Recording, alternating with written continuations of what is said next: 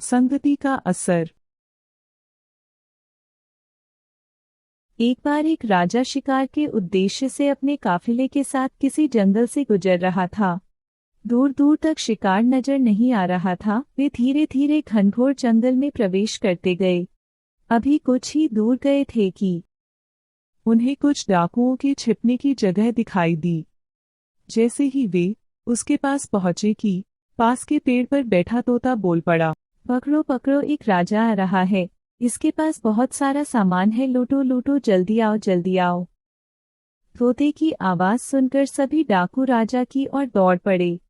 डाकुओं को अपनी ओर आते देखकर राजा और उसके सैनिक दौड़कर भाग खड़े हुए। भागते भागते कोसों दूर निकल गए। सामने एक बड़ा सा पेड़ दिखाई दिया। कुछ देर सुस्ताने के लिए उस पेड़ के पास चले गए। जैसे ही पेड़ के पास पहुंचे कि उस पेड़ पर बैठा तोता बोल पड़ा, आ राजन, हमारे साधु महात्मा की कुटी में आपका स्वागत है।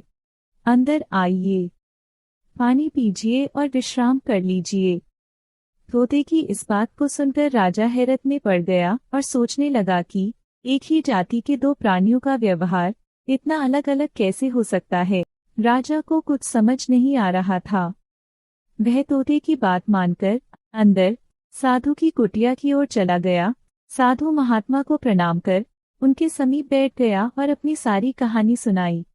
और फिर धीरे से पूछा, ऋषिवर, इन दोनों तोतों के व्यवहार में आखिर इतना अंतर क्यों है? साधु महात्मा धैर्य से सारी बातें सुनी और बोले, ये कुछ नहीं राजन, बस संगति का असर है। डाकुओं के साथ रहकर तोता भी डाकुओं की तरह व्यवहार करने लगा है और उनकी ही भाषा बोलने लगा है। अर्थात जो जिस वातावरण में रहता है वैसा ही बन जाता है।